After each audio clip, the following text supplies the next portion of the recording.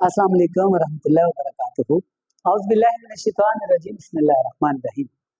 जी प्यारे बच्चों, मेरा नाम अख्तर अली हाशमी है और मैं Hasan education institute of health sciences के प्लेटफॉर्म से आप सब लोगों के लिए हाजिर हूँ। जैसा आप जानते हैं कि हमारी एफएससी पार्ट 1 फेडरल बोर्ड की जो फिजिक्स है वो चल रही है और उसका यूनिट नंबर 16 अल्टरनेटिंग करंट है, उसे हम शुरू किए हुए हैं।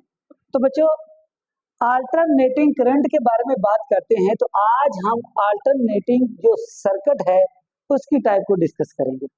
अल्टरनेटिंग सर्किट हमारे पास 4 किस्म का है, ठीक है। आज हम अपने इस लेक्चर में 2 जो है उनको डिस्कस करेंगे। तो चलिए मेरे साथ हम बात करते हैं। पहला जो है हमारे पास, जो पहली टाइप हमारे एसी सर्किट की है वो है रेजिस्टर कैपेसिटर, यानी RC, R for resistor, C for capacitor AC circuit. यानी अल्टरनेटिंग करंट जिस सर्किट में गुजरना है उसकी पहली टाइप हमारी है आरसी एसी सर्किट। जो हमारा आरसी एसी सर्किट होता है वो 3 चीजों पर कंसिस्ट करता है, इंक्लूड होता है, शामिल होता है। नंबर 1, एक तो उसके अंदर एसी जनरेटर होता है, दूसरा एक रेजिस्टर होता है और तीसरा एक कैपेसिटर होता है, जैसा कि उसके नाम के अंदर कैपेसिटर मौजूद है। आप देख भी सकते हैं कि हमारे पास एक रेजिस्टर है, एक हमारे पास कैपेसिटर है और एक एसी जनरेट कर रहा है, यानी कि जहां से आपकी वोल्टेज जनरेट हो रही है, करंट आ रहा होता है। तो ये 3 चीजों पर मुश्तमिल है। अच्छा, इसके अंदर होता क्या है, ये जो कैपेसिटर हम इस्तेमाल कर रहे हैं ये किस पर मुश्तमिल होता है? एक्चुअली जो कैपेसिटर होता है वो काफी सारी कंडक्टिंग प्लेट पर होता है। जो बैटरी के अंदर करंट कंडक्ट ले जाते हैं ना, कैपेसिटर के अंदर जो कंडक्टिंग प्लेट्स होती हैं, यानी करंट को कंडक्ट करती हैं, उनके एक ग्रुप पर मुश्तमिल होता है और उस ग्रुप को फिर आपस में मिलने नहीं दिया जाता। करंट एक दूसरे के साथ मिक्सअप हो जाएगा ना, तो हम उन्हें क्या करते हैं, उसके अंदर कोई ना कोई इंसुलेटर लगा देते हैं और उनको डिवाइड कर देते हैं। फिर देखिए बच्चों कि आपके सर्किट में जो स्टेबल करंट है वो फ्लो नहीं करेगा। यानी जैसे डीसी में स्टेबल हो जाता है या एक ही रास्ते पर चलता रहता है, स्टेबल करंट कभी भी फ्लो नहीं करेगा किसी भी कैपेसिटर के अंदर। अच्छा, तो फिर क्या करना पड़ेगा? अगर कैपेसिटर है उसके अंदर कोई स्टेबल करंट, जो फिक्स करंट है वो फ्लो नहीं कर रहा, तो फिर क्या करें? उसकी कीमतों को तब्दील करें। कैसे तब्दील करेंगे? टाइम चेंजिंग करंट, वक्त के साथ साथ इसके अंदर तब्दीली आती रहेगी। नंबर 1, उस इलेक्ट्रिकल चार्जर जो होंगे ना हमारे इस कैपेसिटर में से, या उसके अंदर इलेक्ट्रिकल चार्ज हम और जमा कर देंगे, अब उसके अंदर स्टेबिलिटी नहीं रही, या उस कैपेसिटर जो है उसके कैपेसिटर की जो प्लेटें हैं उसमें से इलेक्ट्रिक करंट को निकाल देंगे। यानी जो फिक्स है ना आपके पास कैपेसिटर के अंदर, जो स्टेबल है, मुस्तकिम करंट है, वो तो फ्लो करेगा नहीं। उसके लिए क्या करेंगे? आप टाइमली कुछ ना कुछ चेंजिंग करेंगे। क्या चेंजिंग करेंगे? कैपेसिटर की प्लेट में से चाहे इलेक्ट्रिक करंट मजीद ऐड कर दें या उसमें से मजीद निकाल दें। मतलब कैपेसिटर्स की प्लेट्स के अंदर जो है ना वो करंट की तब्दीली होती रहे, चाहे इलेक्ट्रिक चार्जेस आप उसके ऐड कर दें या उसमें से सब्ट्रैक्ट कर दें।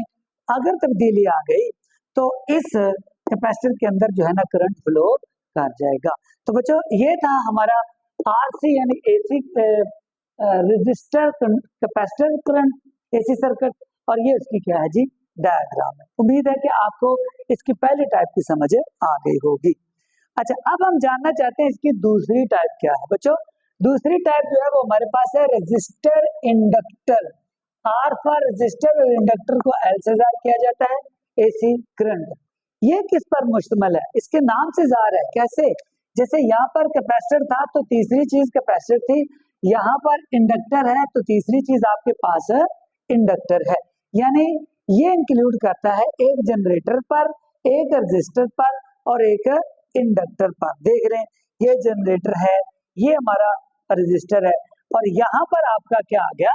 इंडक्टर आ गया। जैसे यहाँ पर कैपेसिटर था, यहाँ पर इंडक्टर आ गया। तीनों चीजों पर ये मुश्तमिल है। जनरेट हो रही है बिजली, जनरेटर है, आपके पास रेजिस्टर है और ये इंडक्टर है। अच्छा, इसकी जरा अहमियत समझे।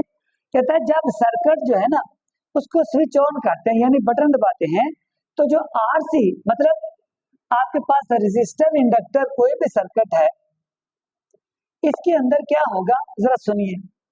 इस एसी सर्किट के अंदर जो ईएमएफ है, इलेक्ट्रोमोटिव फोर्स है, वो करंट बैक कर जाएगी, यानी वापस आना शुरू हो जाएगी इस जनरेटर। आप देख सकते हैं कि जब इस सर्किट के अंदर स्विच को ऑन किया जाता है ना, यानी आरएल एसी सर्किट के अंदर स्विच को जब ऑन करते हैं तो एक बैक ईएमएफ, वापस मुड़ने वाली इलेक्ट्रोमोटिव फोर्स वो जनरेट होती है किसके अंदर, इसके इंडक्टर की कॉइल के अंदर।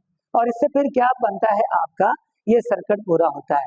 फिर वो कहता है जी करंट जो होता है ना, वो कुछ ना कुछ टाइम लेता है अपनी पीक वैल्यू तक जाने के लिए, यानी यहाँ पर आपका टाइम नहीं लगता कैपेसिटर से इंडक्टर के अंदर अपनी सबसे ज्यादा कीमत जब करंट की होती है वहां तक पहुंचने में क्या होता है, कुछ ना कुछ टाइम लेता है।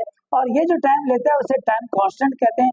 और ये जो टाइम कांस्टेंट है उसका दूसरा नाम आपका इंडक्टिव टाइम है, यानी यहाँ पर जो कांस्टेंट टाइम आपका रहेगा ना, जो ज्यादा थोड़ा सा लेगा ताकि करंट अपनी पीक वैल्यू तक पहुंच जाए, तो उसको आम अल्फाज में क्या देते हैं, इंडक्टिव टाइम। ये जी ये आपका आरएल एसी सर्किट की डायग्राम है, जिसके अंदर देख सकते हैं वाकई तीन चीजें हैं, जनरेटर है, रेजिस्टर है और आपका इंडक्टर है। तो ये आपकी एक डायग्राम है।